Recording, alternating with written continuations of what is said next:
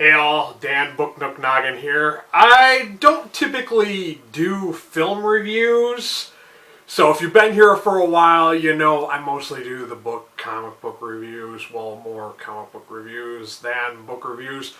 But I found this interesting film that I wanted to share with you guys, so let's get into this, let's talk about this.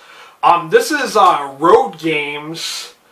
I came across this because that new Australian horror film called Talk to Me, someone had compiled a list of I think it was either the top 10 best Australian horror films.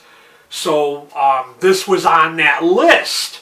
Now, I'll admit, a lot of the films on that list were kind of hard to get a hold of because I am in North America, I'm in the United States. So I'm sure some of these Australian films are probably, if they're not available to be streamed, they're going to be harder to find. So I tried to see what I could find, and this was one of the ones I found. And I'm kind of glad that I got this. This is directed by this guy named Richard Franklin, who I've never heard of him. Never heard of this movie. This came out in 1981, by the way. There's a lot of things I want to talk about with this. I guess Richard Franklin is considered the Australian Alfred Hitchcock. That's what they kind of referred to him as. I do not know if he has multiple films like Alfred Hitchcock, but this one was pretty darn good. This one is about a trucker. Stacy Keach plays the main character. His name is Quid.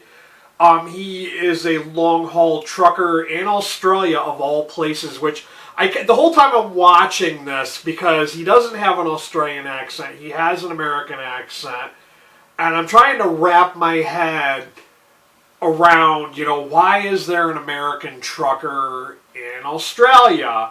And I'll admit, I do like to watch foreign films because it's sometimes interesting to see other cultures at different time periods. And I'm not familiar with Australia in the 80s, so, that it was an interesting aspect to see, I don't know if this is typical of Australia because I'm not from Australia.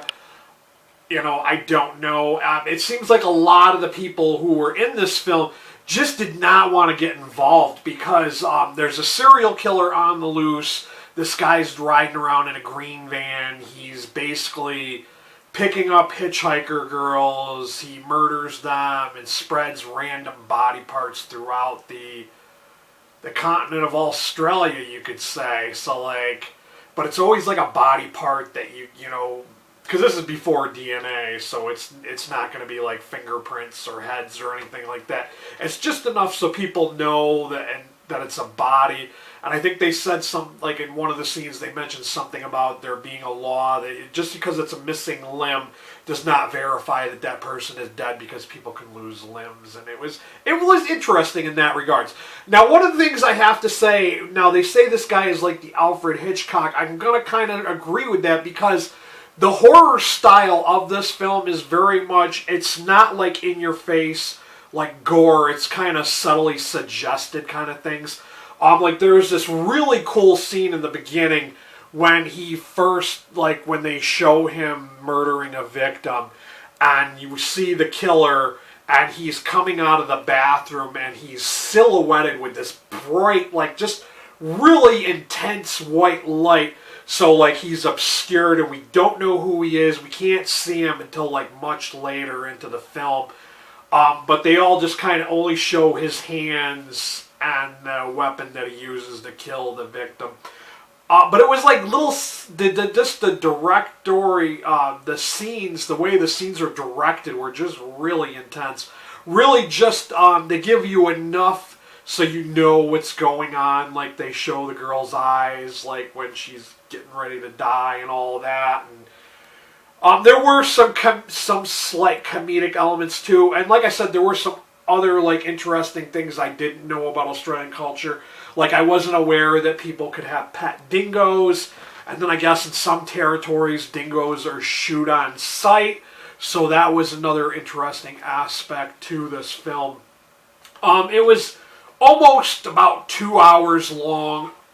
I think it's if it's not rated NA, it might be rated R, because I think it said it was no rating or whatever. Yeah, I'm not seeing a rating on it.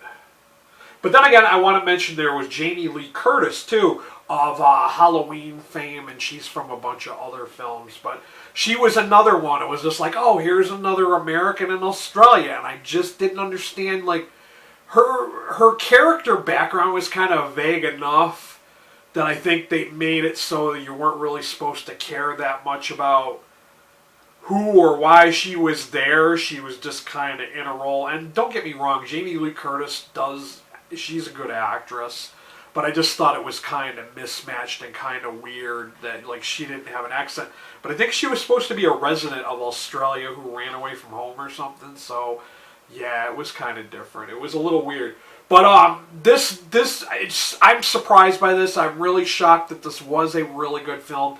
I gave this a 4 out of 5 star rating on Letterboxd. If you are someone who watches a lot of horror films, or you feel like, we might be a good match to be friends on Letterboxd, I'm going to throw it on my Letterboxd link so you can, like, add me there.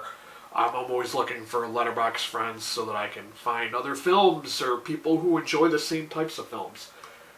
But yeah, this was really interesting. I enjoyed it. I think I'm going to go and try to find some of those other films on that list because, like I said, I like seeing films from other cultures and other nations. So, yeah, I really thoroughly enjoyed this. It was a fun little film.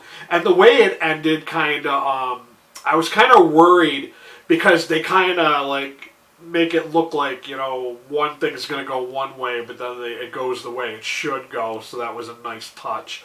But there was kind of a little, like, mystery thing at the end where they kind of allude to some stuff. And that's what I love when films kind of do that, when they kind of allude to things. This had very strong Joyride feels, too.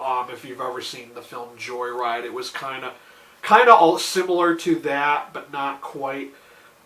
But this one, the truck driver is trying to stop the killer in this one. So, yeah, it was a nice little film. If you're able to find this and check it out yourself, I'm going to, as I always do, I'm going to put a link to Amazon if you want to go ahead and check this out yourselves. Maybe you want to buy a copy or maybe rent it or something. You'll have that option. And I'm going to also throw it out my coffee link. If you got something from watching this video, you want to help support my channel, buy me a coffee or two.